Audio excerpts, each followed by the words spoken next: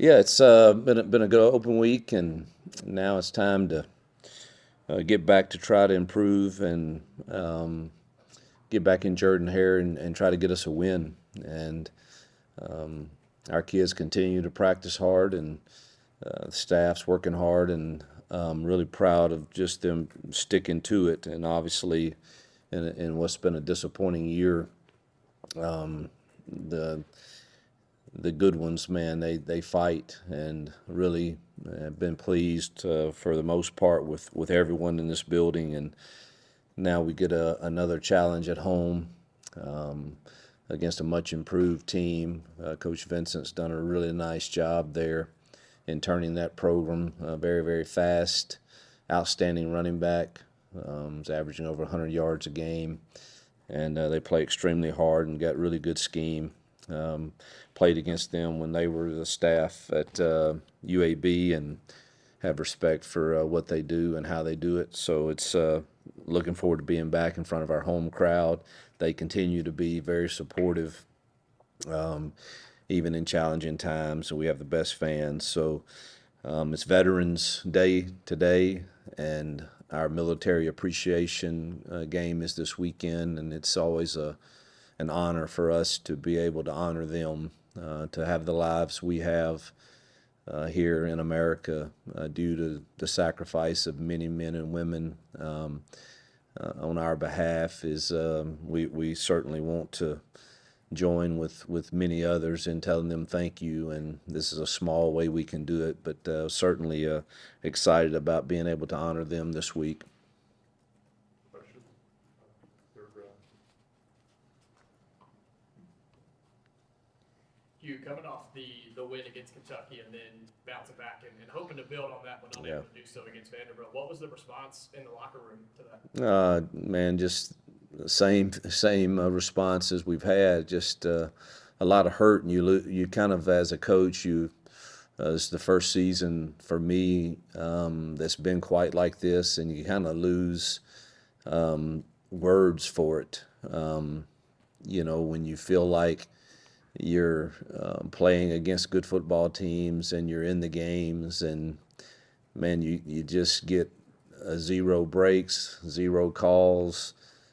You make the wrong call at the wrong time, or you don't make the play, or then give them credit too. They made plays, and that 9-minute drive was a dagger. Now, I think 3 or 4 penalties on that drive were certainly, and then a couple no calls that I thought should have been called that would have won our favor. And you're looking at a different thing. Really, heck, the second half we had 2 possessions, other than the one on the 1-inch line, and then the 2-minute drills. I mean, and that's all you had. And so that 9-minute drive was vital for them, and we assisted them in that. And that's what I mean when you're in these close games against good football teams, and the margin of error is so small, we just can't seem to get out of our own way sometimes. And again, that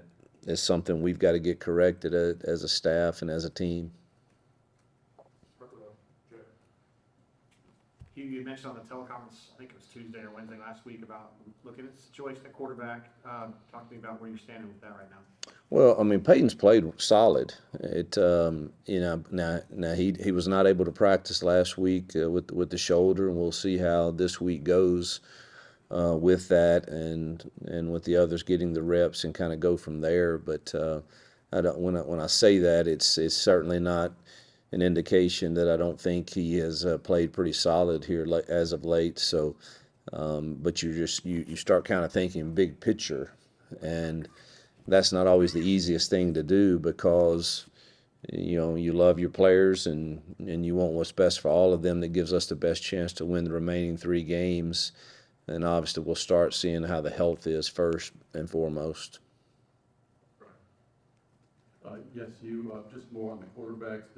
With Peyton out, did you give Walker any more reps than usual? How did you sort of divide up the reps during practice? Yeah, the second open week, we actually got the threes or the other guys quite a bit of reps. And in the 3 practices we had, And then we had a little scrimmage to close out it. Offense versus defense, other guys that don't typically get reps, and offense won that scrimmage on a pass play from Walker to one of the young receivers, and so it was good to see them get reps. We got to Holden and Hank quite a few also.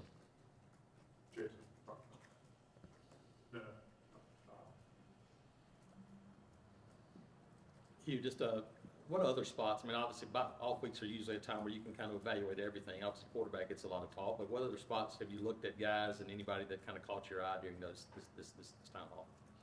Well, it's you're pretty settled at most spots, and we don't have any more DBs to really try right now. And you really were trying to get. I thought Jarquez needed a break, so we got some of the younger guys some more reps there. Christian, and he had some good runs, and obviously Cobb and Damari got their share also. But you really tried to get Jeremiah Wright some time off, and Too Tall, and so it was really for some of them more rest. But and then we got to see the younger old linemen like Dre and those other young linemen get some reps in there also. But Tyler Johnson got quite a few, which he needed. And defensively, we continue to rotate a bunch of people in the front and at linebackers, so it's really not a lot of people that are left that are going to be ready to play, for this go round. But we did get everybody a bunch of reps. Just in general, I mean, how important are these next 3 weeks going to be when it comes to, I guess, restoring confidence from the fan base and also just building momentum from your coaching staff and your roster right now? Yeah, I think it's vital that we compete, and that's the expectation, and certainly that's the goal, and give our chance to win these football games against good football teams that we have to play to help build momentum, as you say, and confidence in everybody that we're headed in the right direction regardless of the record. And then recruiting is big too, to trying to finish strong and continue to get the 25 class to understand we're not far off, and we need their help to come in and help us to continue this build. Front row, left field. You considered the offensive issues this season. Can you just talk, not in depth, but briefly about how the play calling situation works between you and two guys in the press box? Yeah, it's a combination. Obviously the game plan is done by all of us, sitting in a room as to what we like on base downs and shot plays and third down and red zone, and so it's usually a mixture. Kent handles most of the third and longs, and Nix and I kind of combine on the rest of it, truthfully. And when you look at the yards per attempt and stuff, it's something that you kind of like. But the points are not coming, and it's we've been in there all morning just watching. And last week got to study a lot of other teams that are doing really well and are running the same stuff we're running, and are making plays. And we've got to, whether it's us adjusting our calls, limiting what we call, or so that our kids have confidence still at the receiver room. I think we're still young there in a lot of areas, and maybe asking a bit too much from time to time, so that they're not playing maybe as fast as they can play if they really had a great understanding of what we're doing. And so we're evaluating all of that, the calls, the number of things we're carrying, and trying to make sure that we can play fast and efficient the remaining 3 games. Brian Benson, with you all and team coming in, he obviously took UAB to a bowl game. They didn't give him an opportunity to continue there, kind of that chip on his shoulder. He goes to you all around, and he's really turned that program around, and some buy-in from those guys. What have been the coaching points and the lessons you're going to tell this team this week about not taking this ULM team lightly? Well, we don't take anyone lightly from a staff perspective, and I hope that our team certainly won't. We should have learned enough lessons about that over the course of time here. So this is a good football team that plays really hard and has good scheme and good coaches and enough players that scare you.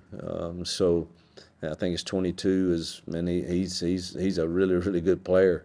Then defensively, always in the state of Louisiana, there's a bunch of athletes, always, and they've got their share on that team for sure. And Coach Vincent, again, I'm impressed with the job that he's done both when he was at UAB and now at ULM. So we can't overlook them for sure. Hugh, we saw you, Alex, not available again for this last game after making a return. How's he doing right now?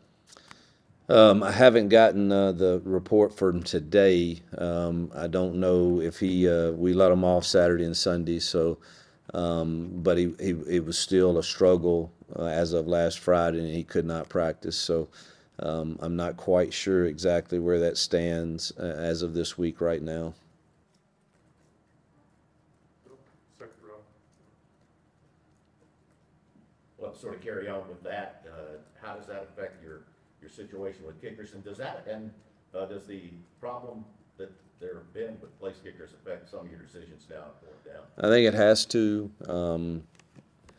You know, the momentum lost that we've had in, I mean, I can't go back in my mind to every game, but I vividly know the Vandy, Missouri game, you know, not getting points when we've had good drives that should result in points are definitely momentum killers, and they really hurt. And who knows what happens instead of having to kick off and hopefully, you know, Towns has been very good at kickoffs, and they start on the 25. You know, they're getting the ball to 35 or the 30, and the field position game, whether they score or not, they flip the field on us again. And like a Vandy game, they flip it, and we're on that yard line. And those are the hidden things in a game that when we don't get the points after a really good drive, after starting the second half with a stop and then going down and have a chance to take the lead, who knows what happens from that point. And so it definitely has got to start factoring in, you know, is this four down territory? And how early in the game is it four down territory?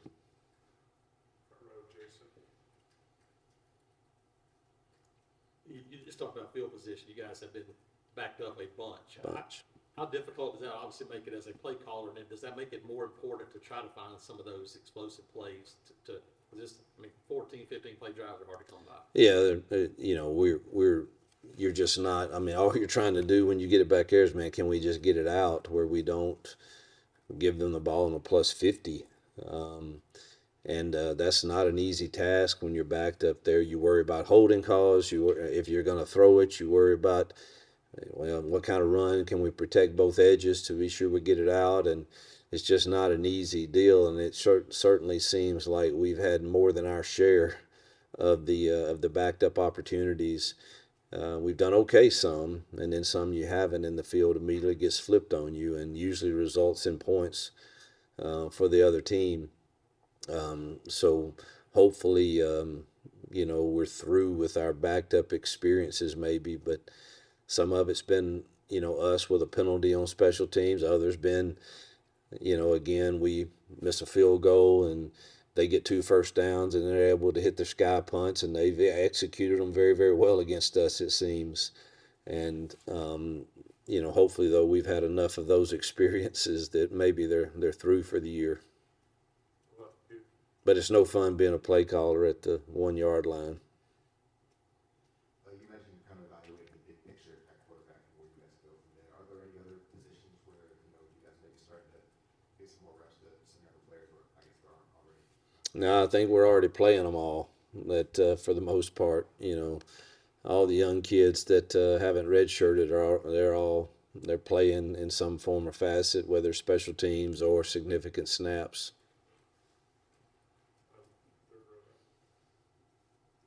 Hey, you talked to us just so much about all the new challenges in this day and age of college football, where you have to do so much of recruiting your roster and managing that. As the end of the season nears, when does that really start to ramp up to keep the guys here, plus your recruiting elsewhere? Yeah, it's already started. I mean, you're already actively having to engage in conversations with recruiting your current roster, which is not much fun and not something that I know of any coach that's really for, but it is what it is. And so most of that is going through our personnel office and our own to victory team, and I'm thankful for them that I don't have to engage in most of those, because that would be really that'd be very hard to do, and difficult, because you want to have genuine, real relationships that are built on trust and communication, and that's more and more difficult to do if you're having to handle every single facet and aspect of today's game. So, I mean, obviously you're involved at some point. I'll have to be, but you're hoping that a lot of that can be handled by our people that are involved in other areas outside of just the coaching.